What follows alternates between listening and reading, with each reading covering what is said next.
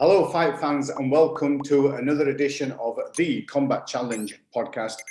I am so happy to have the head coach of AKA American Kickboxing Academy and also Team Eagle, Mr. Javier Mendez. Coach, thank you so much for joining us all the way from Dubai. Hey, thank you for having me. Glad to be on. Thank your nephew for sending the email that got me on. Yeah, I would just, because he said to me, look, you know, you're interested in martial arts, you're interested in MMA, you know, who would you like to be, you know, to speak to and engage with? And I mentioned a couple of names, and one of them were yours, but I thought you'd get so many junk mail that you'd kind of think, okay, I'll leave that to one side. What was it about this one that you thought, okay, I'm going to reply to this? Normally, you're 100% correct. I do get quite a few of them, and the fact that he went out of his way to do it for you, it really impressed me, and how he worded it, that impressed me. So I responded not based on anything else other than his email and how sincere I felt it was. So whether you have one listener, two listeners, or three listeners, I was going to do this podcast, and it was all solely based on his email. That he wrote to me. I thought it was sincere, and I like the fact that he was doing it for you, and I like helping people, and he apparently likes helping people also, and that actually got me wanting to do it. So to me, this could be the biggest podcast in the world, and I might be not negative on it, but the fact that what he wrote made me feel very positive about it. And even if the conversation is just between you and I, no one listens to it, I'm fine, because you know what? It's a conversation I want to have. Thank you so much. And big shout out to Yasser for doing that for us. He's a cool guy, he's my nephew. And thank you for coming on board, Coach. What I want to do is talk a little bit about your martial arts journey. But before we do that, I'm going to put that on the shelf for a moment. You're currently in Dubai. If I can ask, how long have you been in Dubai, and what's your daily routine whilst you're there? Okay, I've been in Dubai since September 7th. And for those that have never been to Dubai, come to Dubai. Oh my God, it's the most beautiful city in the world. The culture, the food, I mean, entertainment. I mean, COVID situation over here is under control. They do take great measures and making sure to ensure the safety, and that the people can remain doing their daily life routines, going to work, going to restaurants. I mean, they've taken a lot of precautions. And for those that are stuck at home, going nowhere with lockdown, and if you can have it in your budget, come to Dubai. I mean, you won't regret it, especially this time of the year. It's the best weather. It is. I definitely, I'm going to go home soon on July 24th, but trust me, my stay here has been fantastic.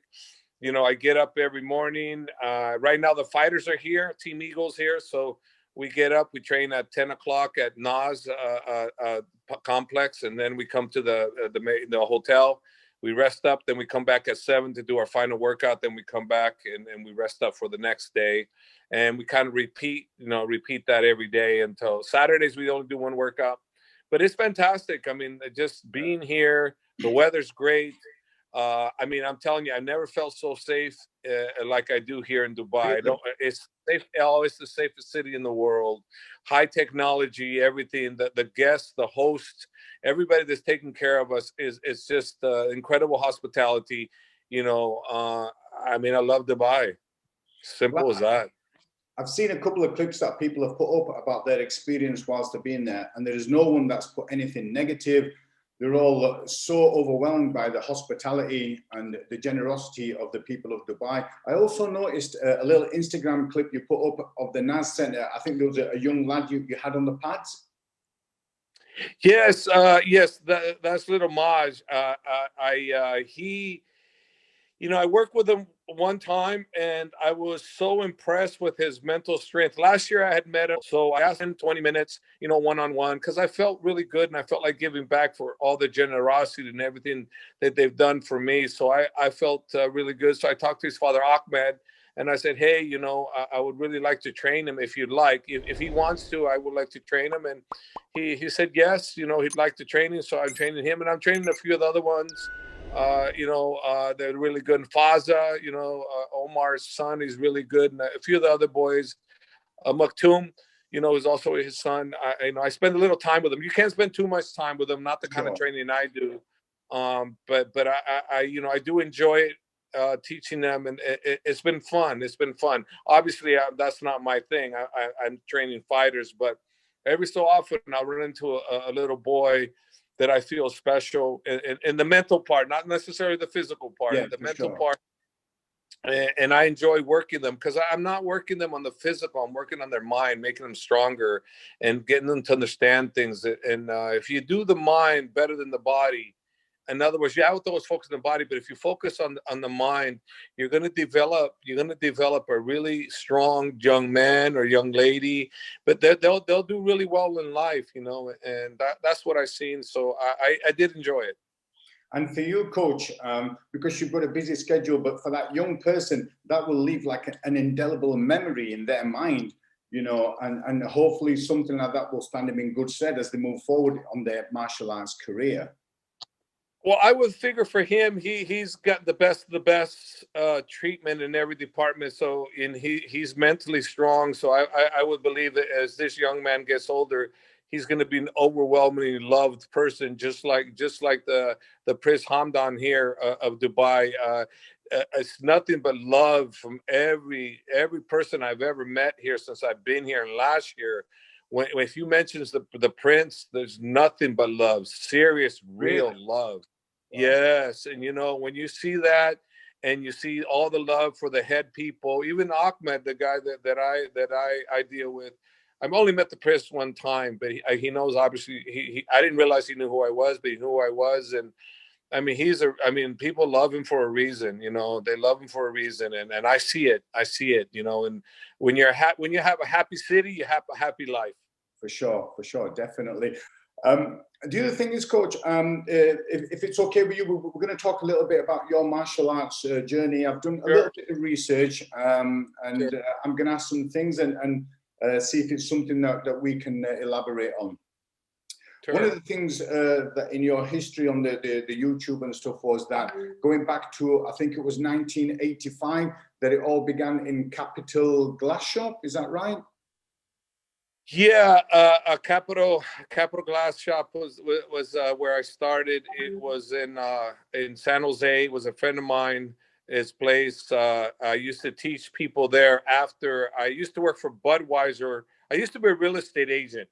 Okay. By trade, and I quit my real estate agent to pursue a kickboxing career, and not so much a kickboxing career because I knew there wasn't going to be any money in it.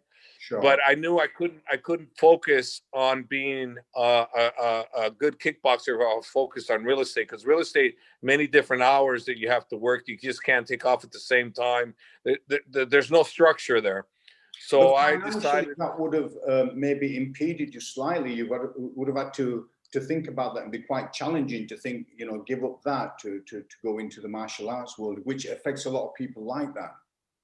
Well, yeah, financially, it was like real estate. It's financial. If you put in all good effort and do the right things, millions and millions of dollars you make in real estate. What I chose is the poor man's path. There was no money in what I was doing, barely scraping by, and I worked for a Budweiser company part-time. I would never be full-time because then that would commit me to them to work. And I wasn't a worker. I wanted to accomplish something in my life. I never did it in high school. And I was in the martial arts. I got into martial arts in 1978 under Tong Sudong was the martial arts. It's a Korean martial arts under Jeffrey Scott. And from there, my journey started. I was hooked on martial arts, and it was solely for self-defense purposes. Never for I want to attain a black belt, only to learn how to defend myself. And that's how that journey started. So I started the journey in the fight world in 1985 through my instructor. I was in Tong Soo-do, which is a Korean martial arts. Yeah. But then I switched over to another style, Shorten-ryu, which is this person I went with was named Ed Perkins. And Ed Perkins was a full contact back in the PKA days. That's a long time ago. It was a television series called PKA where they did full contact. It was above the waist kicking with shin guards and boots and boxing gloves. You weren't allowed to kick the legs, only above the waist. And so, Coach, you had boots on as well. Yeah, I never fought late kicking or everything. Mine was full contact. I fought full contact, Sure. because it was not we didn't have any lessons in Muay Thai. I didn't know anything about Muay Thai. All I knew is boxing and Taekwondo or whatever martial arts you had, and you put it together and you fight with the styles called full contact. Okay. Wasn't no Muay Thai rules or international rules, or it was basically full contact. So that's the style I fought because there was nothing else available, no training. So I started in that. And at that time, Coach, there was another little clip that tickled me where it was an era where people would wear bandanas. So if you want to tell that story and share it with the viewers, please. Okay, well, I didn't want to be the traditional martial artist, so we decided, hey, let's wear a bandana. We'll rank the people based on bandanas and yellow belt, green belt, red belt, things like that nature, and so we developed our system. And one day I was at a most of my training was done at boxing gym. So one day I was at a boxing gym, and one of the boxers there, he says to me, he goes, "Hey," he goes, why are you wearing a red bandana?" And I said, "What do you mean? Just to keep the sweat from coming my hair?" He goes, "But why red?" I said, "I just what I do in my gym. We have a system." He goes, "Well, over here that's basically it's a gang letter. This is it's a norteño soreño type thing, and you're wearing gang colors in the wrong area." And I went, "What?" I go, "No, I thought that's just Bloods and Crips. I thought Bloods was red, Crips was blue, and I thought, no, it's just Bloods and Crips." He goes, "No, this applies to everybody." I went, so I got a awareness of gangs. So I went, "Oh, okay." So there went the bandana ranking out the door. I said, "Oh, we ain't doing that." Not good, because over there, some people are crazy, and this happened on too many occasions where if you're wearing something, you're thinking it's cool, you're wearing the wrong color, and you're walking by a store, boom, boom, boom, someone shoots you because it's for retaliation for something. Because your intention would be good, Coach. You might be wearing it as a fashion, item rather than wearing it for any affiliation to any gang. But by either being uneducated or ignorant in that field and being in the wrong place at the wrong time, there could be life-changing consequences for people, Yeah, let me explain to you. Shortly right after that, 2 months later, I'm driving in San Jose in an area, and I see this guy with a bandana sticking behind his back pocket, big ass bandana, and walking like pride, like, walking like this. And as I'm driving by, I'm paying attention, and you know what ends up happening? I seen people creep through there's a fence, there's a hole in the fence, and he's walking by. I seen people running after him. No. They ran after him. Oh, yeah, they ran after him. And I'm like going, whoa,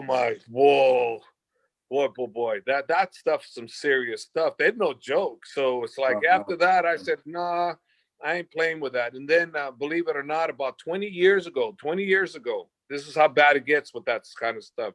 And I just hate people's mentality, and I wish people wouldn't be that way, but it is what it is. And we have to be aware of those things, because if we're not aware of those things, things can happen. On a Halloween night, this was about 20 years ago, or maybe a little less than that. I don't quite remember the date, but maybe 2 miles from my house. And I lived in a really nice upper middle class neighborhood. Sure. But 2 miles away is not such a great area, but 2 miles away. Right. So I was told that these two kids, we're talking 11, 12, 13 years of age. They were wearing costumes, but the costumes were a different type color. Okay, they shouldn't have been. They should have been a different color. And who'd ever think that, right? No, they killed them. Yeah. They killed them. No. And it made me so sad. Yeah. They got shot. Yeah. All based on color, not based on anything they did, not based on nothing, just based on you wore the wrong color in the wrong area, the wrong people. And the message to me on that is that, really, look, I don't go to church, I don't pray, I don't do any of that. In my mind, maybe I pray, but I just don't believe God intended for us to harm another human being based on on anything of that nature, other than maybe something that they personally have done to you personally or your family. That without that, and just wearing something and you get gunned down, they end their poor lives. It was, I think, an 11 or 13-year-old got their lives ended because of a color that they wore on a Halloween night. And like I said, Coach, it really stuck on me. Yeah, and it wasn't like they were part of a gang, or they were trying to do some initiation or introduction into a gang. Nothing. No. They were just trick or treating, going knocking on doors, trick or treat. Very innocent. Coach, in the UK, we're fortunate in the sense that I don't think we're at that level when it comes to gang violence as it is in the US. Because I myself, last year, I retired. I did over 20 years in the police service. So I got a kind of insight into how it works and the mentality of certain people. But we're not at that level, fortunately.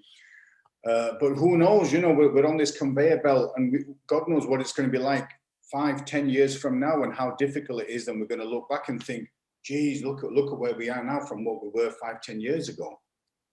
Well, hopefully you're better. Hopefully people understand that love is better than hate, and learn to love more than hate. You know, it's the way I solve my issues is through love, not hate.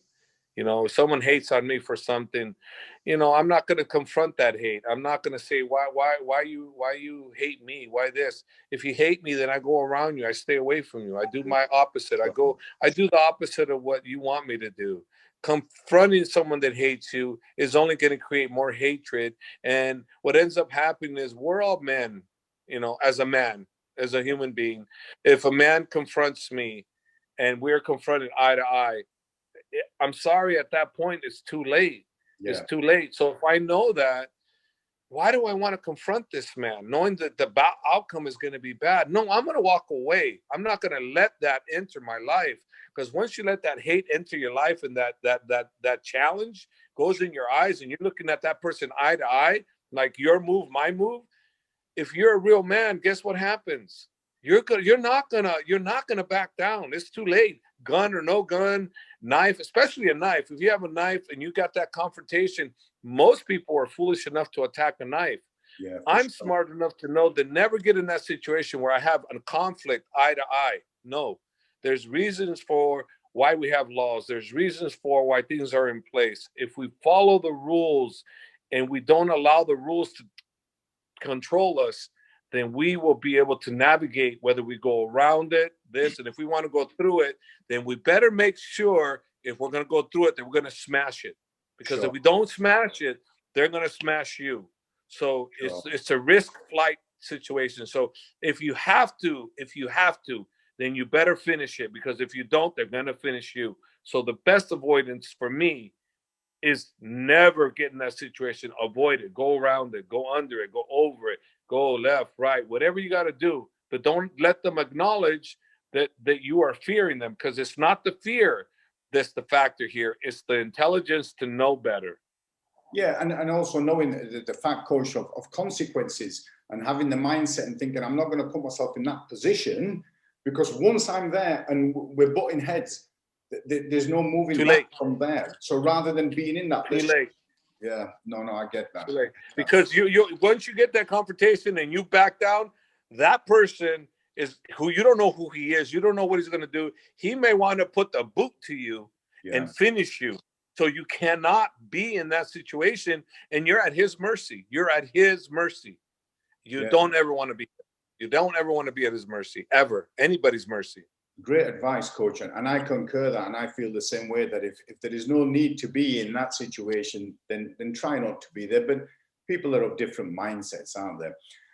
The other thing is, Coach, so if we can just rewind a little bit. So going back to, I think it was around mid-80s when you were at Capital Glass Shop, and then was it a couple of years later you started teaching, and was that discipline Taekwondo that you were teaching?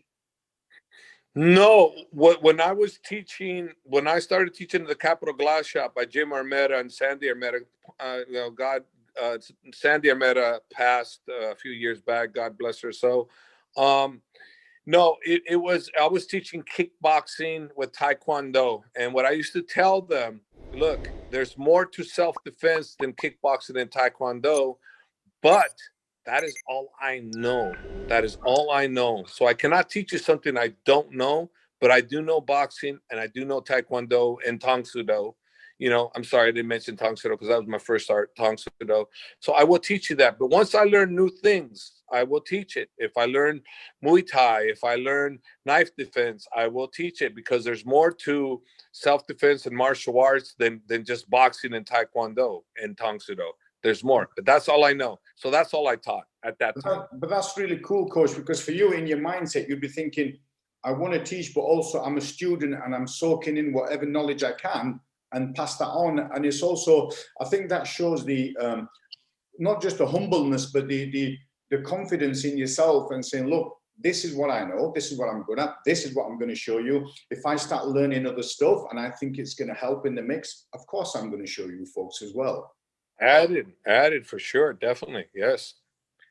One of the things you also mentioned, Coach, was I'm sure you've had a couple of mentors, but one you mentioned was somebody called Pops. And I saw you wearing a T-shirt in one of the events where you had Pops on there. Can you elaborate a bit on there who Pops was? Pops Walter Carvalho was my coach, my first kickboxing coach, and the only one that really was there for me through and through. I've had other coaches that helped me. Mario Bolmek, who showed me Muay Thai, Arturo Mata, who's passed away, deceased now, God bless his soul. And I've had a few other people that have shown me stuff, but mostly Pops was my rock. And he didn't necessarily teach me everything I know because, he couldn't. But what he always did, no matter what I did or what I didn't do, if I lost, which I lost a couple times, when I lost, my other coaches that they were around me, they turned their back on me. They weren't there. When I lost, He was there for me. Yeah, he was there for me. He was there. Don't worry, boy, we'll come back stronger next time, and he showed me love. My other coaches, they acted like I had the cooties, and I was going to infect them with my sadness. Well, I learned earlier on of unconditional love in it, Coach, where, even though things won't go to plan, like if you've got dependents and kids, even though things might not go to plan, you have that unconditional love for them. So you still think, okay, that didn't go the way I wanted, but that doesn't change how I feel about you.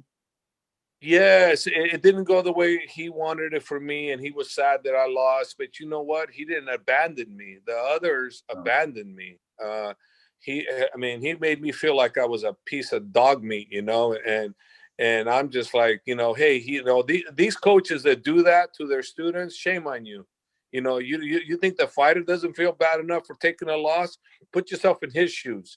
See how it feels to lose and turn your back on somebody. When your fighter loses, the number one thing you should never, ever do, and if you're a real coach, never turn your back on them. Be there for them, support them, help them. Either help them get back up, get stronger, or help them get back up and do something else in life. Maybe the fight game is not where they mean to be. Not saying that you have the right to tell them retire. I'm just saying support them. If you are their coach, support them. In a win or a loss, support them. Celebrate the victory, but also pick them up when they're down. That's your job. And if you don't like that job, don't be a coach. Don't be a coach because you're there helping them. That's your job. Coach, and if you don't like that job, pick something else. Coach, that reminds me of a little saying that I'd read where it's not the amount of people that are in your dressing room when you win a fight, it's the amount of people in your dressing room when you lose a fight. And that kind Correct. Correct. Let me give you an example of this, okay? Daniel Cormier, DC. He lost his last fight to Stipe. Granted, DC won that fight. Granted, it was a big giant eye poke that caused him not to see for the whole fight. We didn't know that he couldn't see because he wouldn't say nothing. Warrior like he is. Had a great fight. He had to go to the hospital right after that. Every single one of the coaches was given an option. You guys want to go to the hospital or we'll meet you guys at the hotel. Not one person, not Rosendo Sanchez, not Crazy Bob Cook, not Rudy Mendoza, not Cassandra Clark. Not one person said, nah, we're going to go hotel. We'll see you there. Leandro Vieira. Everyone said, we're going. Why? They wanted to be there for DC. They wanted to see what's going on. No one hesitated. No, we're going. Camacho, we all went. Because why? Because he was our guy. We support him in victory. We support him in defeat. We were there. Luke Rockhold, when he fought also, same thing. You know, we were at the hospital with him. You know, Crazy Bob Cook, myself, Henry Hooft, and his coaches. They coached him. We didn't coach him for that fight because he was training in Florida. But Luke Rockhold still had us. But he was in the hospital. You know, we went to the hospital. We were there. Because why? Because if you're there and you really care about your guy and you really mean it, then you'll be there for them. And these people, at that time, these athletes, Coach, when they're in the hospital, that's the time when they feel vulnerable and fragile, and they're looking around and seeing who's there to give me that comfort blanket. Yeah. And that's when they need the right people around them. Yeah, Blagoy Ivanov, you know, when he had his decision and things didn't go his way, he had to go to hospital. I was there with him. Not that I wanted to be there, to be honest with you, because especially when in Vegas, I'm such a gambling maniac that my thing is, man, I want to be at the gambling tables. But no, you know, it's like, you know, you have to be there. If you're with them when they're winning, you got to be with them when they're losing too. Sure. Now, talking about winning, Coach, can you tell us a little bit about your first world title, when you won that, and who was it against, if you can remember that far back? Yeah, that was only last year. What are you talking about? Okay. Now, my first world title was for the light cruiserweight full contact world title, 1992. It was against Mark Longo. Okay. Mark Longo was a top full contact fighter, really tough, super strong, very hard hitting, and it was against him. And basically, you know, I used everything I learned from all the coaches. I used my Muay Thai. I learned Muay Thai from Nirmario Bomik, and I used that style for full contact. So in other words, kicking with my shin, even though we had shin guards on, I used kicking with my shin for that. So it made me a different dynamic fighter. So I use shin kicking, but not to the legs, obviously, just to the body with shin guards on. So it's a little different feel, but it was really to my advantage to do it. So I was able to put my boxing, taekwondo, and Thai boxing together in movement. Arturo Mata, which was the one that's deceased, he taught me great movement. So I learned great movement from him. And Pops taught me the power. You know, nobody in the world is better than Pops in power. Nobody. To this day, I still don't see anybody better than Pops at teaching power. He was 82 years old before he died. Really? And at 82 years old, he was still holding mitts like this. Just mitts, not Thai pads, mitts. I remember when Rico Van Hooven, the heavyweight glory world champion, came into my gym, and Pops was holding for him, kicking. And he's just looking at him like, what, that's all you got? And Rico's like, well, I can kick harder. He goes, well, go for it, boy. Kick. He kicked full blast, you know? And it was like nothing. I'm like going, amazing. He was able to do things that just amazed me. And every day he'd come into the gym, happy, joy. I've never seen Pops bad attitude or anything negative, always happy. Me personally, I cannot say that. I've come to the gym half asleep. I come in, things bother me, and I try not to let them bother me, but I'm quiet. He never changed. Always was the same. And I'd like to say I was that way and I am that way, but that's not true. You know, there's times when, you know, I have things that are burning inside, and I'll do my job and I'll coach, but there is things that get in the way. He never did. Well, that's a great trait for him to have, you know, and that's why you're carrying on with his memory and talking about him after all these years. You know? Yes, he's a great man. You know, he's accomplished a lot in the sense of what he's instilled in me. He's instilled in me, which is created. I've learned a lot from him. I learned from others, and I learned on my own. I learned from the mistakes he made. Sure. You know, he also made a lot of mistakes with me that I corrected. But regardless, I still learned. And regardless, he was still there for me. He never abandoned me. Never. Yeah, and like with learning, Coach, even though there were certain things that you've changed over the years that he taught you before, I'm sure if he was around, he would be willing to accept that and say, okay, we're evolving out. We're on this evolution, and I get why you've changed that way. He always respected me. He always respected my opinion. When he came back and I was a coach, he went back. He lived in Hawaii for many years after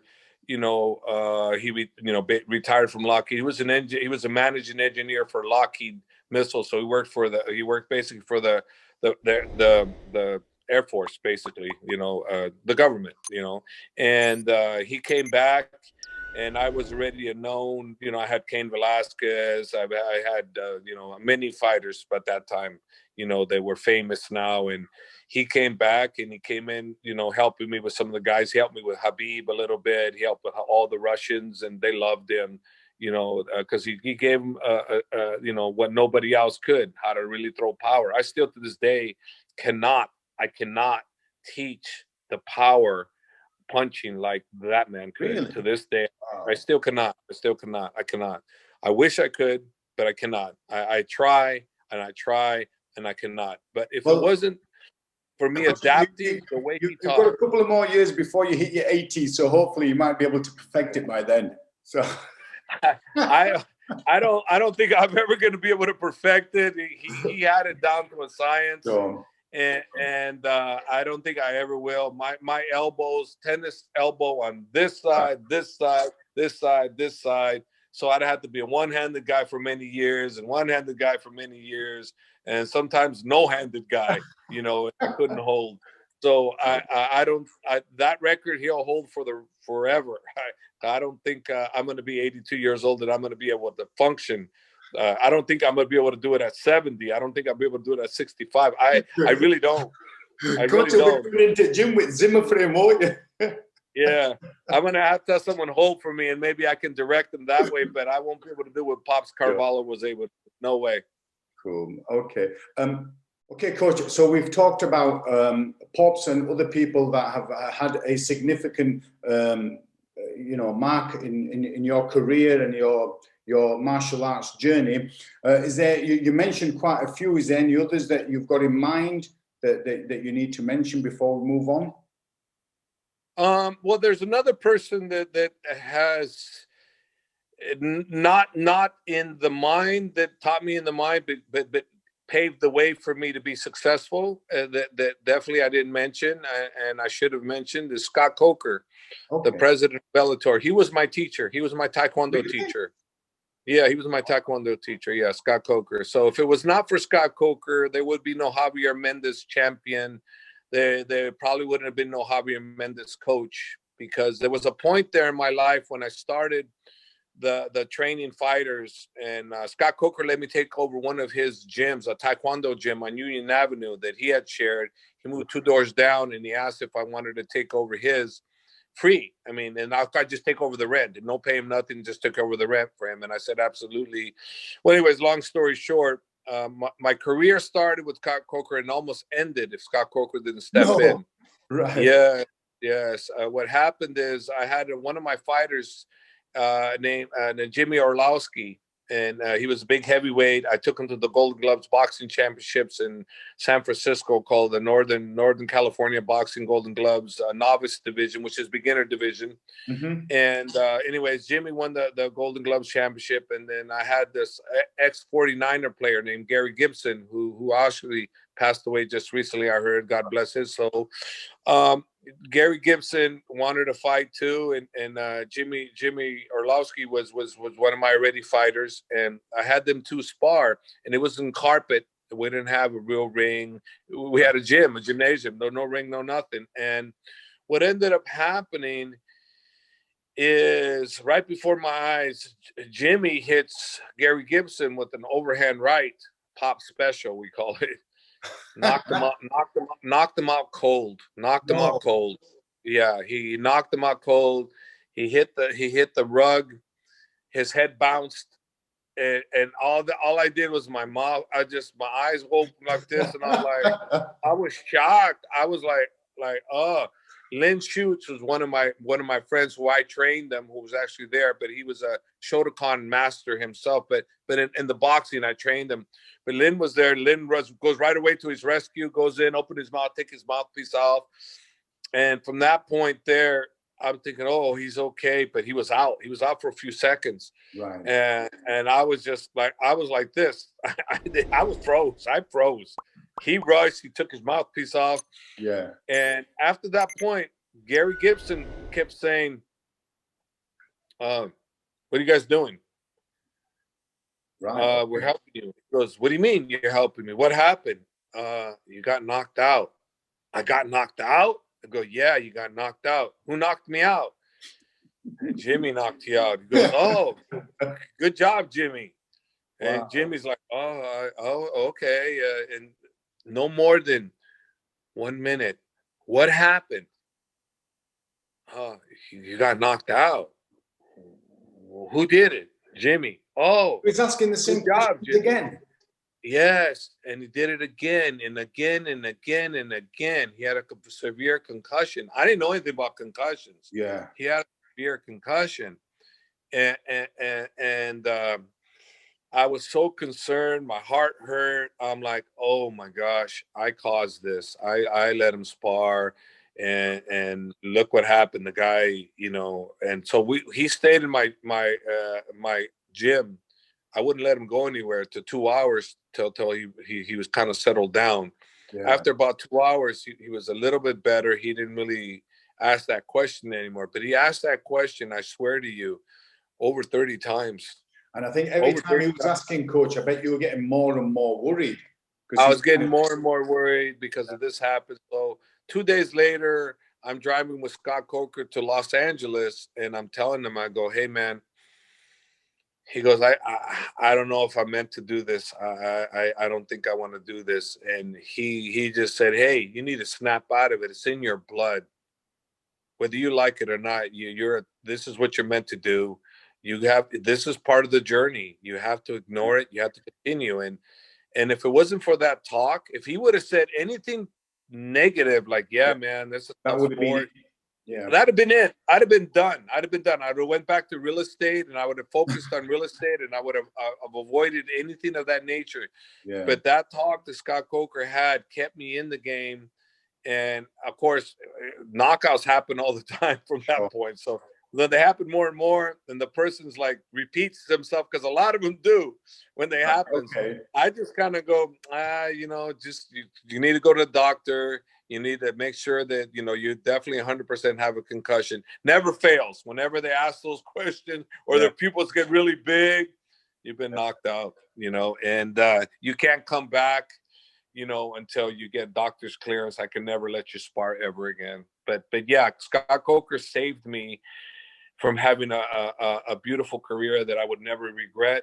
But if it wasn't for that, if Scott Coker would have just said, hey, just that happened, right? I'd have been, no, I'm never going to stick to that. It's great, Coach, that, even after all those years, you're still giving him props for, one, allowing you to teach somewhere in one of his places, and also for him to have that conversation with you. And because at that time, I'm sure you were at a crossroads and you could have easily gone in the direction, like you said, either to real estate or going back to doing stuff with Budweiser. But he hopefully put very easily at that point, right? In that point, he could have said, yeah, maybe, don't worry about it. Don't do this. If he just said something like that, don't worry about it, this and that, guess what? That wouldn't have convinced me enough. But no, he said it's in your blood. It's what you're meant to do. You can't let this thing stop. Everybody has negatives and positives. You gotta look at the positive, and the positive is you gotta get back up and you gotta get back on the horse and you have to do it. No, this is what you're meant to do. That's what he said. The great thing for him, Scott, was he was a little bit further on the teaching journey, so he would have witnessed and experienced that sort of stuff, and he was able to say to you, look, snap out of it. This is going to happen, and this is going to be on your journey, so you just got to deal with it.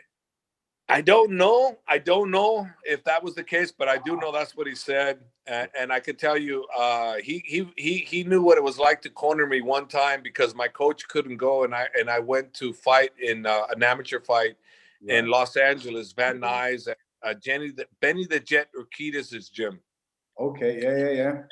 And he took me into that, and he was my corner. Right. Okay. How did that fight go? He was so nervous. He didn't know what to do or what to say or anything. He never cornered anybody. He was a martial arts master. He didn't know how to corner someone for a fight. It was like, and he was like saying after, he goes, man, I don't know how I want to do that stuff. I don't know what to say. I don't know what to do. It's like, it was a miserable experience for him and me.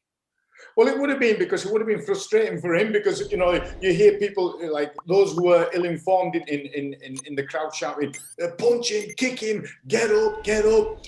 But it has little relevance to the person in the moment. They need something more specific, don't they?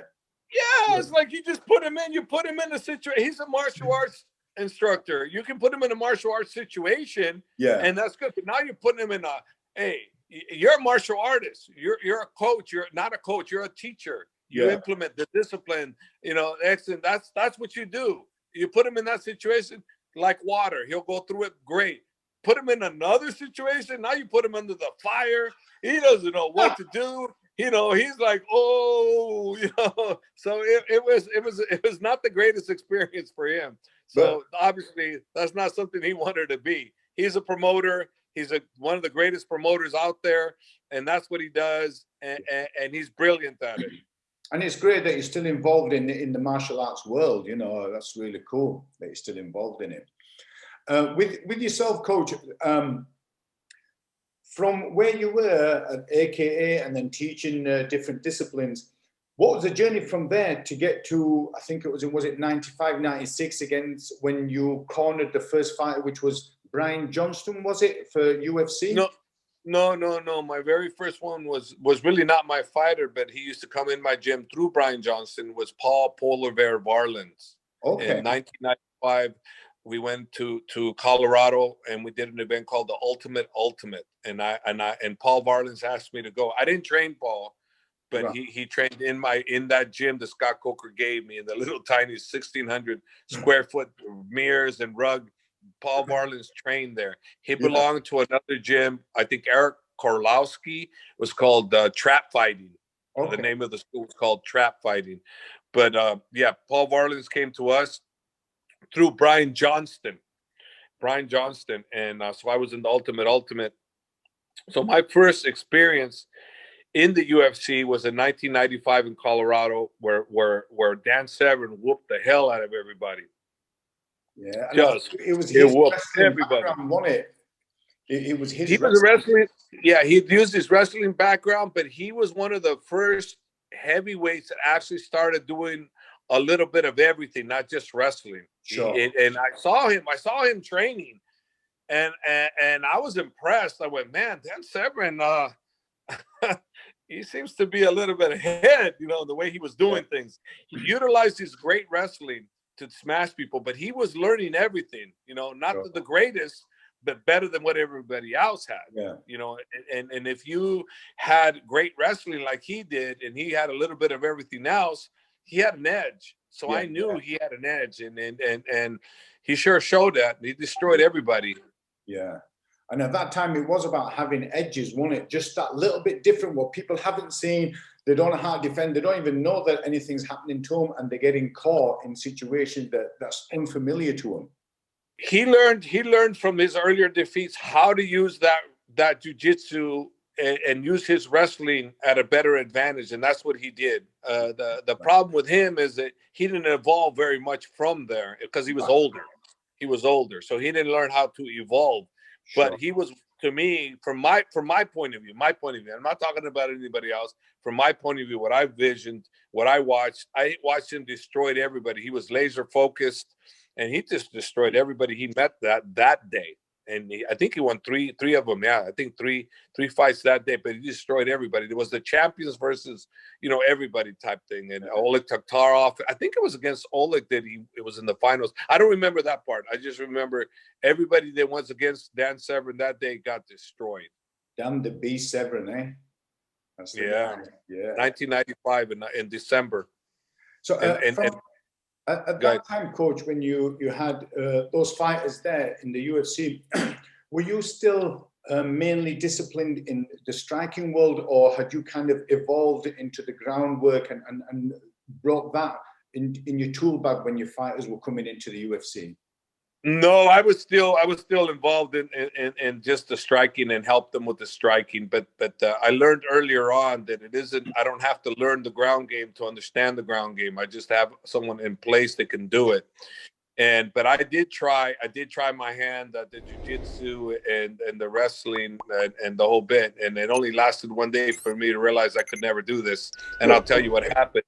I had a good friend of mine named Mike Swain, who was one of the first ever world champions in judo, not Olympic champion, but world champion. He was the first American that ever had won a world championship in judo. And Mike Swain's a good friend of mine. And he came to the gym. He wanted to learn boxing, this and that. In exchange, he was going to show me some judo. And I said, okay. So I worked with him first, then he worked with me. And the first thing he did, he showed me a roll. So I did the first row. Okay. And I was like, I go, Mike, I said, I'm done. He goes, no, you almost had it. You have to do it. I go, no, you don't understand. I can't do this. He goes, why? He goes, my head, I'm dizzy already. I can't, I have something wrong with me, that the equilibrium or whatever. I never had it checked. Right. But I did the one row and I was sick the whole day, man. Really? I was sick the whole day. I couldn't do it. So what happened is, believe it or not, 5 hours after I did that, just that one row, 5 hours later, I'm driving home and I'm still feeling bad. As soon as I got to my garage, I threw up all over the place, you know. And I just said, you know what? I did my fighting. I did what I did. You know what? I can help on the striking part, but I'm not going to be able to teach this part, because you have to learn it to teach it.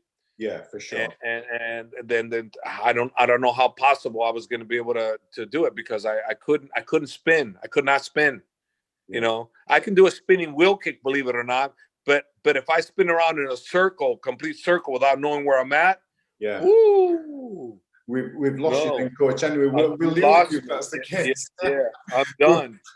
We won't be seeing you on any fairground attractions or anything like that. No. That's another thing too. I go to the fairgrounds, and if I did one like the Ferris wheel, no way. I could never do anything that spins in circles. I'm done. One time. Through the years, so you have that Brian Johnson and other fighters, and there's some fighters that maybe this generation now are not aware of, people like Kung Lee, Frank Shamrock. These came through your gym, is that right? Yes. This all started 150 million% through Brian Johnston. Oh, okay. Brian Johnston. This AKA is AKA because of one person more than anybody, Brian Johnston. Wow, okay. Brian Johnston is the one that brought Paul Varlins to my gym. So look, I probably would have got involved in MMA at some point, but Brian Johnston brought it to me. He brought MMA to Javier Mendez, is AKA Brian Johnston. He brought Paul Varlins over. He introduced me to Frank Shamrock. If I had never met Frank Shamrock through Brian Johnston, Frank Shamrock would have never came into my gym when he moved to San Jose with his fiance then, Angelina Brown. Right. He came to me because of the introduction of Brian Johnston. So Frank wanted to come train in my gym. He needed a gym to train. He didn't ask me to train him. He just came to my gym. Right. And I asked Frank Shamrock if he wanted any help, I can help him on the striking. And he goes, yeah, sure. You want to help me? Sure, no problem. And at that time, Coach, was he in the UFC then, Frank? Yes. Right. Yes, he was in the UFC. He was in the UFC. You knew who he was and a bit about. I'm sorry. I don't think he was in the UFC. I think he was in Pancrase. He was the Pancrase champion. Okay. Not in the UFC. Right. Not in the UFC. But he was a Pancrase champion. But it was through Brian Johnston. I met him. And that's how he came through me. He got my number through that. So he just wanted a place to train. And I said, absolutely. And he didn't ask for my help. Frank Shamrock did not ask for my help. I just asked him, I said, hey, if you need any help, I'm there to help you. He said, yeah, sure. So I trained him. From that point, I kept training him. He liked it. I trained him. And I trained him in kickboxing. I trained him in boxing. I trained him how to think. I trained him everywhere. And that's how I started learning. He did the ground. I did none of the ground. I let him alone there, but I trained him on the approach, the mental approach to the fight game, and he learned from there. He never lost with me, never. Destroyed everybody. He the greatest fight he ever had for me was the Tito Ortiz fight. And that was such a brilliant, masterful plan. And it was his idea. Okay. He says to me, Coach, this is what I'm going to do. What do you think of this? He goes, Tito's way too big for me. Way too strong. He's about 230 pounds. You know, he's going to drop to this weight. Frank was walking around 188, eating junk food, doing all that. He goes, so what I'm going to do is when Tito, he will take me down. He says, are you there? He says, I won't be able to stop the takedown. So what I'm going to do, because I'm trying to submit him right away. And if I can submit him, no problem. But if he's too strong, I'm going to have to wear him out. I'm going to have to wear him out and then see what we can do from there. He goes, what do you think? I think that's fantastic. Great idea. So if you watch the fight, this old fight, so if you watch the fight, you'll see exactly that. He tries to armbar Tito right away, too goddamn strong. So Frank was making him work, slapping him. Tito opened up a cut on Frank's head. So Tito, dirty sucker back then he was, try to open it up, try to open up the cut. Yeah, try to open up the cut. Yeah. So what ended up happening is the plan worked perfect. He got tired. Frank demolished them at the end because Tito had nothing. You know, then Maurice Smith used to be that Lions. He's called the Lions. So Frank Shamrock never gave me the credit for being the guy, but it was me. But regardless, who cares, you know? Okay. It was always the Lions because he liked the cool things. The Lions between Maurice Smith and Frank Shamrock, the Lions. Well, he never trained over there in Seattle with Maurice. It was always with me. He was always with me, training with me, everything he got. But he always, and then he used to call me the boxing coach. I'm the boxing coach. Right, okay. And he would introduce me to Bob Meyerowitz. Bob Meyerowitz was the owner of the UFC back then. He'd always introduce me as a boxing guy. So and I looked at Frank. So he'd introduce, he'd go to Meyerowitz. Bob, this is my boxing coach. And he introduced me twice to Bob Meyerowitz as his boxing coach. Every time Bob Meyerowitz would go, oh, I remember I used to box and this and that. And this is the second time he's telling me the story. And I'm going, man, I'm going to have to listen to this guy tell me his story about him. I don't remember he met me before. And then I said to Frank, I go, hey, Frank, I go, do me a favor, bro. He goes, what? I go, if you're going to introduce me to people, don't introduce me as your boxing coach. Yeah. You know, if you're not going to introduce me as your coach, don't just say, this is Javier. Sure.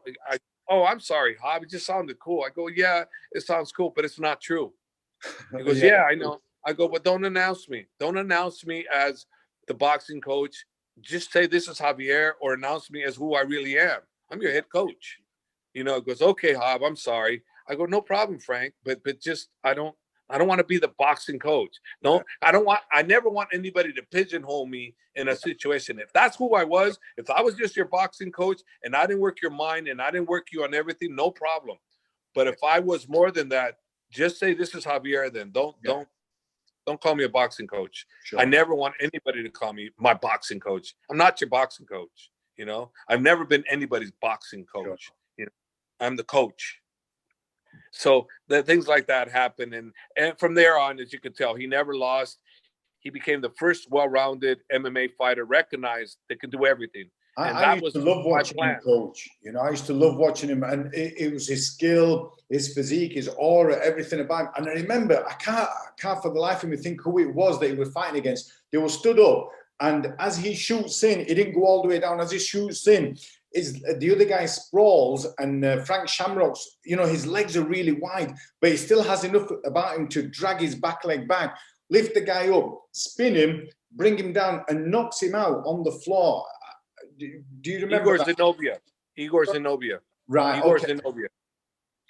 Man, that was such a cool fight because he went really low and his legs really opened up, and I thought, okay, he's going to take him down from here, but he was able to drag his back leg back and generate enough fulcrum to bring him down. That was mint. He was the first complete fighter. He was a complete fighter. Vitor Belfort was probably right on his heels. Vitor Belfort was right on his heel. Belfort was an incredible, fast, lightning young phenom who later became great himself. But Frank Shamrock was the first. Vitor Belfort was right on his heels. Yeah, I mean, Vitor Belfort, his introduction to us was him running across the cage and just I think, was he 19 or something? Yeah, 19 years of age. It was in Brazil. he demolished, if I'm not mistaken, Vanderlei Silva, like in short fashion. Yeah. I mean, and before that, he did the heavyweight division and just destroyed people. Yeah. Obviously, we know how he got to be heavyweight, but the point was he was destroying people. Sure. That was the point. Sure.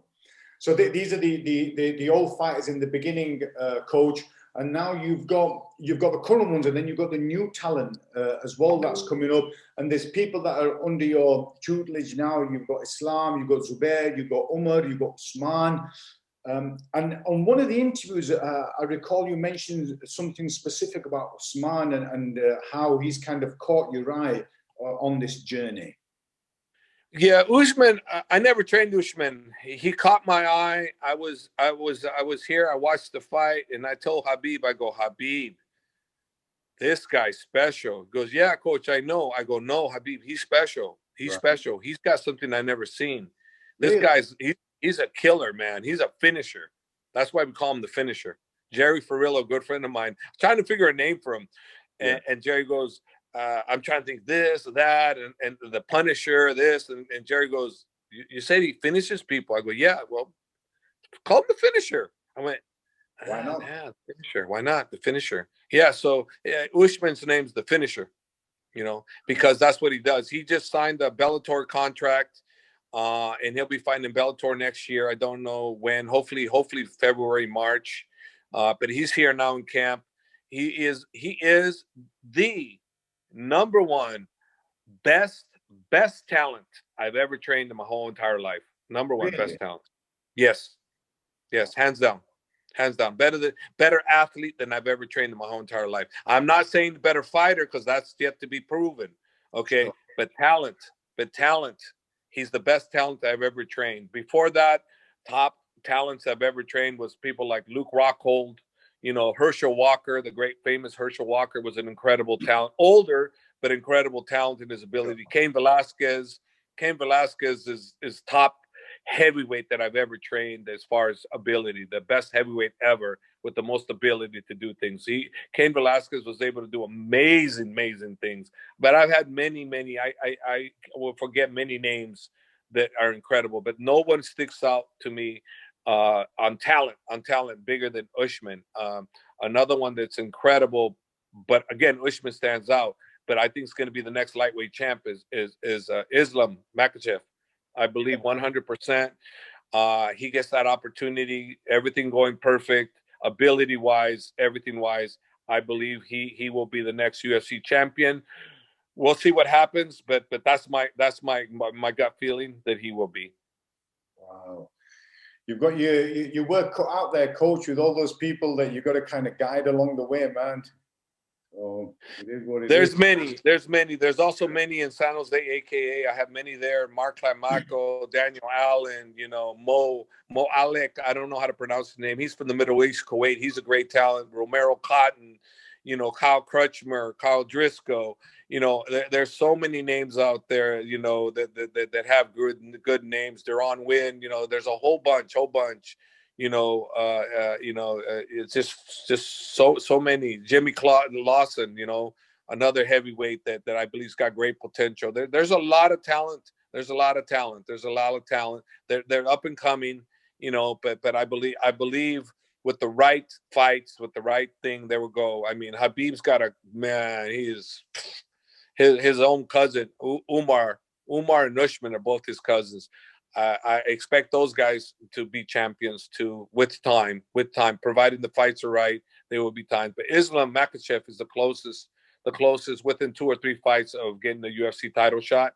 Wow. And we'll see. I believe they're trying to match him soon. I believe I saw he might have a match. I don't know if it's confirmed, but we'll see, what happens. But he's here in camp, and he's a pleasure to work with. And Khabib's cousin, Manap, like Abukar, he's one of my favorites. I'll call him Gangster, Dagestan Gangster. He's one of my favorites. But it's just there's nothing but love between me and those guys, and I'm here for them.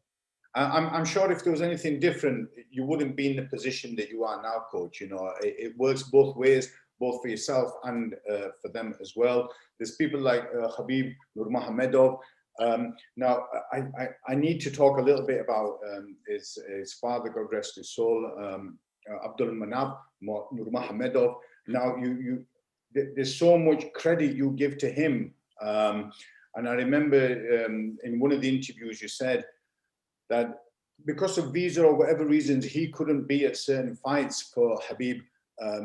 The walkout T-shirt or clothing that you would wear, am I right in thinking that you would give that to his father because it should be his father that needed to be there as well, and the amount of influence his father has on him? Yes. I gave all my stuff when he wasn't there. But I kept the Dustin Poirier one because he was with me. Yeah, I kept that one. But actually, I made a speech today to all the fighters, and to be honest with you, I cried. Really? Wow. That doesn't surprise me. That doesn't surprise me. There's clips that you've done in the past as well, where when you've talked about his father and the fact that when he came into your gym, was it 2014, 15, 13? Yeah. And how he had the confidence, and this is you saying that he had the confidence and in his own ability to leave and allow his son to leave him and to come and train with you, which is such a great honor for yourself. And this is something that you mentioned. Well, I'm going to try not to be teary-eyed about it, so I have to clear my conscience, my head. I'm a little bit, but yeah, to me, he's one of the greatest coaches, if not the greatest, because when you have someone as great as you have, like he had Khabib, and he has Islam, and he has so many others before him, when your heart lets you let them go, when he could have easily said, no, you guys stay here, I take care of you. And you don't think those guys would have stayed? Of course they would have stayed. Yeah, he's the boss. Of course, yeah. He's the boss. But no, he freely let his son go. He freely allowed his son to come to me. He came, he watched how I taught his son. He allowed me. He never told me, not one time did he say, no, you're training my son wrong. No, I want you to do this with my son. Never asked me how to train his son. I never said a word to him. We couldn't hardly speak with each other because, we were different. But yeah, sometimes, Coach, sometimes you don't even have to be the words. It could be the non-verbal. You could get those vibes where he's not happy, but he never gave those vibes to you. Never. It was never one time. Never one time was he negative. Oh, one time he showed me negative. I was late. I was late. I'm the coach looking at me like, what the hell? I'm like, oh, I felt like this small. I'm like, oh, because he's the boss, but he's like looking at me, and I knew, hey, you need to be more responsible. And I know that I was 5 minutes late, but regardless, I was late. That's the only time he was looking at me like, and I have nothing but love and admiration. As a matter of fact, I posted today about him, and I haven't been posting at the beginning because it brought too much tears to me when I think about him, because he should be here. He should be here. He should be here basking in all the glory of the greatest fighter of all time, his son. And that's him. That's what he created. All I did was I took that beautiful house, the most sound, beautiful house, and I said, hey, that house looks great. Let's paint it this color, or let me add this. Let me add this right here. Security code over here, or let me add this. That's what I did. Okay. So the foundation was already there. The structure was built. It was already there. That beautiful church was built with brick by brick, as strong as it could ever be. Let me give you an example of how great coaching his father was. Okay. This last fight, he had a broken toe. 3 weeks before the fight, he broke his toe. And I was like, he had the mumps coming into the fight with Justin Gaethje. So we didn't train. This is the worst training camp we've ever had, ever had. Right. Okay. And to skip forward, so the one thing Khabib said to me, like the last sparring session, he goes, Coach, he goes, my toe may be broken, but my mental is not. And I went like, done, finished. We're winning no matter what. Don't matter. I don't care. Because I knew father taught his son how to hear. And what did he do? He goes out and destroys Justin Gaethje like I knew. The one only issue was, and Khabib kept telling me, you keep saying, Coach, I understand. I go, I know, but I got to keep doing it. I said, he's going to come after your leg. He's going to come after your leg. He's going to keep kicking your leg. He's going to keep kicking your leg. We got to work leg defense. We have to worry. We have to. Coach, but I don't want to worry about just having to think leg kicking. I go, I know, but it's my job to tell you he's coming after your leg. He's coming after your leg. That's the only weakness. That's the only area I see that he has a chance. He has no chance anywhere else. He has no chance. They might think they have a chance striking with you, but they really don't. You can beat them striking, but that's not what we want. We want Father's plan. Father's plan is number one.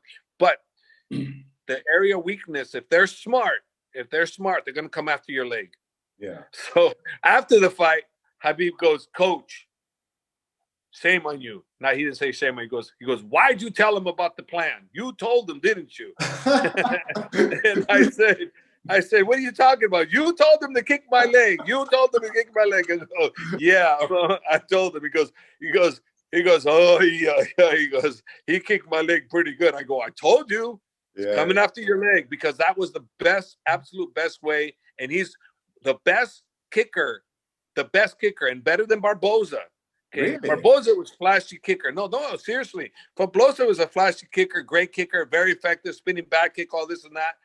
But leg kicking, that damn leg, Justin Gaethje, hands down, the best one I've ever seen in that lightweight division. To really sit into it, Coach, doesn't it? It's like it's grounded when he does it, and it causes the leg to spin. You know, beautiful timing with it. Justin Gaethje is a true warrior through and through. Great mentality, great attitude. And I knew he was coming. And I knew. But what I knew that they didn't know is what we had coming, they weren't going to be ready for it. And they weren't. They were not ready for see, there's one thing to be aggressive. There's another way to teach how to be aggressive and how to counter people like him. I've done this with Khabib since 2012. So we knew what we were doing. If people watch the film, they watch the doc. There's going to be a documentary out that if they show it, how we trained, how I was on him, how laser sharp he and I are connected like this, then people would understand. They'll see the game plan in action, in practice. Then they'll go into the fight, and it's like rewind. You go, oh my God, what we saw right now is what he's just doing right now. Exactly. Yeah. It was planned. It was calculated. And the one thing, like Khabib has said it many a times, I have a very high IQ. And don't get me wrong, it wasn't I didn't give him a high IQ. You either have it or you don't. But he had great teaching since he was 4 years old from his father. And he had me coming on top of that. Like I said, that foundation was there. I just added things to that beautiful foundation that no one's been able to build to this day. I don't know one fighter, in my opinion, this is my opinion, okay? I'm not saying the whole world thinks like I do. But my feeling is, if you look at the record, the 29-0, and you look at how destroyed everybody, you compare that to anybody else's resume, all the great ones, they don't have that same resume. They had adversity. What adversity has he had in the championship caliber rounds in the top tier? What adversity? Zero adversity. Total domination. He had no issues with anybody. He played with people. He actually, would people like it or not like it, he made people last longer than they should have because he wanted to. Not because he couldn't finish him. He wanted to. He stood with Conor that whole time. Because why? Because he wanted to prove to Conor, I'm going to smash you, but I can also stand with you. Yeah. And he did it. And look at that fight. He caught him with a good hand and knocked him straight back. Yeah, that hand was planned. The way he threw it, we worked that over. It wasn't a fluke. He planned that. He worked on that over and over again. So everything he did was great, you know, and that's it. That's the one thing that people don't understand. He's got a great IQ, and whether he's done or not, I don't know. Maybe Dana could convince him to come back. I don't know. I don't talk to Khabib about that. All I tell Khabib is this: I love you. I'm there for you. If there's ever an issue, you look to your right, your coach is right there. That's it. And that's the way it should be, Coach. You know, and I think you've got that from people like, God rest his soul, like Pops, where he did that. Yes. You know, and giving you that unconditional love, and you're saying the same. I've seen the video clips out there where you've said, look, Khabib's business is Khabib's business, but I'm here to support whatever he wants. You know, I'm not going to influence that. No, no. He's never talked to me about retirement. He's never talked to me about anything. But I'm there. If he wants to talk, I'm there. But he's never, and I never talked to him about it. It's not none of my business. Sure. That's between himself, his family. I'm not his family. He may love me like a family member, but I'm not his family. That's his brother. That's his mother. That's his sister. That's his uncles. That's them. That's family. Sure. I'm there as his coach. I'm there as his supporter. I'm there as his biggest fan. I'm there for that purpose and that purpose only. If he wants to talk to me about things, I will give him my opinion. I will be there for him through and through. But I'm not going to interfere. No, no, no. You need to do this and you need to do that. No. He's a very intelligent man. He knows what he needs to do, and he knows I'm there for him. He wants me there, I'm there. And I'll give him advice if he asks me. If he doesn't, I'm not going to do it. You have that really good relationship with him, Coach. So much so, am I right in thinking now that, you know, you're not just the head coach of American Kickboxing Academy, AKA, you're also affiliated to Team Eagle under the tutelage of Khabib Nurmagomedov. Is that the case? 100%. He made me the head coach. He wants me to be the head coach for Team Eagle MMA, and I'm very proud to take that honor when I'm with him. Obviously, I'm not with him all the time, but when I'm there, I'm the head coach. That's it. There's no ifs and no buts about it. That's what he wants. So guess what? I'm going to give him that. I'm going to give him my love. I'm going to give him my all, and I'm going to look after those guys like his father would have wanted me to. So no, I'm the head coach for all of those guys. I'm the head coach for AKA. I'm the head coach for Team Eagle when I'm with them. Yeah. And look, he feels the same way about you, you know, Coach, because there was that one interview where after his fight, he said, look, you know, my father's not here, but, you know, Coach is my father, you know, because my father's not here. And so he's put you on the same level as his dad, you know. So, I mean, what more can you ask from him? Khabib has shown me nothing but love and respect from day one. From day one. The only thing I thought from day one about him, you're gonna laugh. This is funny. When he came in, he would destroy everybody, no matter who he sparred. Destroy. But keep in mind, they were all within his weight. I didn't have him spar like the Luke Rockholds, Cain Velasquez, DC. That's stupid. But he would spar people within his weight. But he would dominate everybody, not in the stand-up, the ground, but everybody would go to the ground. Nobody could stand with him. I don't care who you were. Didn't matter. Didn't matter what your credentials, wrestling credentials. Doesn't matter. You were going to the ground. He was taking you down, and he took everybody down. And people ask me what I thought of him. I go, well, he's great. It's just, you know, I just wish he'd learned to listen. You know, I say, relax. And this guy keeps going harder on people. So I don't know. He doesn't have the mental, you know, and you need this to get to that higher level. You need this. Sure. So when he started learning how to speak English, he goes, Coach. He goes, I have something to tell you. I go, yes, but, you know, I'm broken, right? He goes, you know, you used to tell me, relax. I go, yeah. He goes, I don't understand. He goes, I know understand. Relax. What's this relax? Oh, he want me to go harder. Go harder. So I went, oh, wow. So relax to him meant harder. So every time I say relax, boom, he go after these guys. Relax, boom. And I'm going, man, but that's what. So then I realized, I go, that's when I realized I got someone that's going to be great. And that's when I started talking to him about why Muhammad Ali, to me, not anybody else, to me, I consider him the greatest fighter of all time, Muhammad Ali, to me. I said, it isn't his accomplishments in the cage. It's what he did outside the cage. Yeah. That, to me, Muhammad Ali is the greatest of all time. For that very reason, no other reason. He was the greatest of all time because he treated with people. He treated himself with respect. He didn't march the march just because you say march. If he didn't believe that it was the right thing, he stood his ground. He took the punishment and he helped people. Muhammad Ali was there for the people, but he was not your puppet. He was not your puppet. He wasn't there for the money. He was there for one God only. And he was there for Muhammad Ali and what he felt was the right thing to do. And I respected him. Coach, when all that was happening, Coach, you know, that was in the time where there was civil unrest, and there was a lot of racism, and there was Islamophobia. There was a lot going on for him. And even through all that, and in his prime, he said, I'm not going to go and kill someone who's done nothing to me. You know, and even though through losing money, losing those years that were important to him, he put that all to one side because that didn't mean as much as what his beliefs and his mindset was.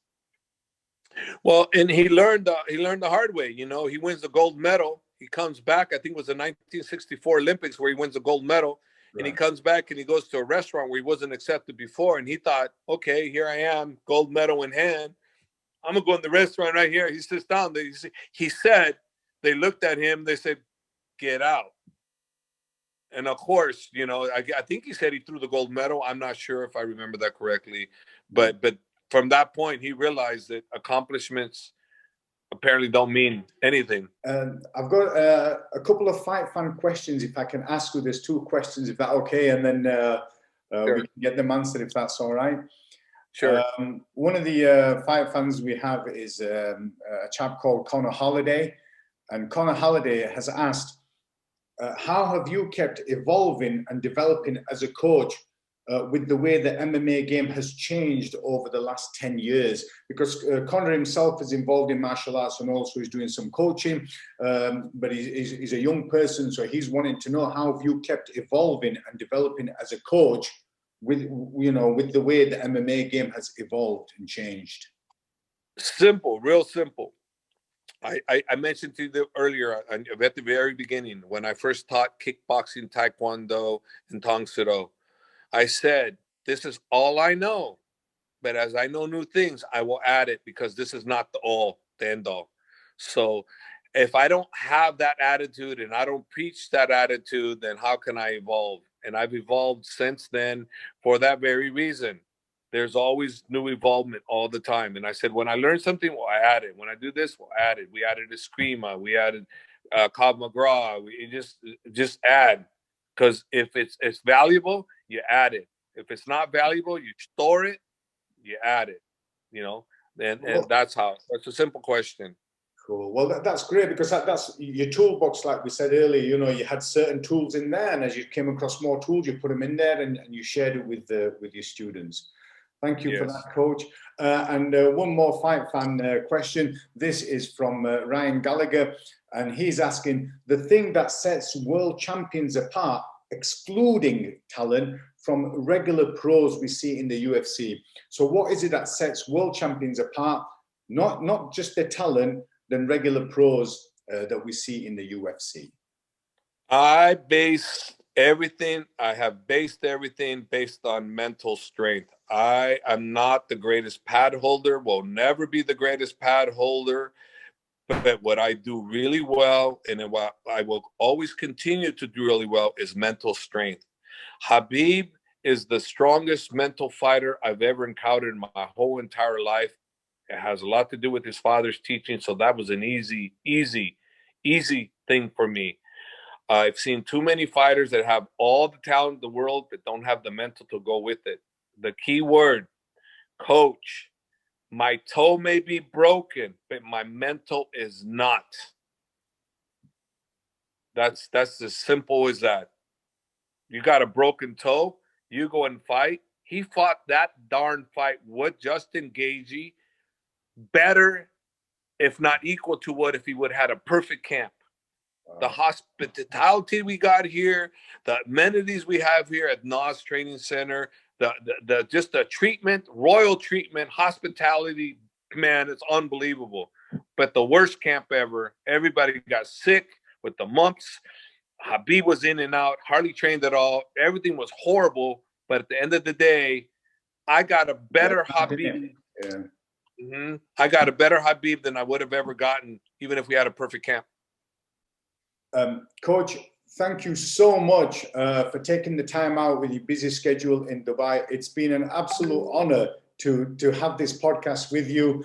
We're going to be concluding soon. Is there anything else you'd like to say, or do you think we've covered everything that we need to this morning? No, I thank you very much. I really thoroughly enjoyed it. I think you're doing a great thing. Keep up the great job. Thank your nephew. He did the trick, got me on, and I was very happy to do it. And I hope that that I did well for you, and you got good out of this.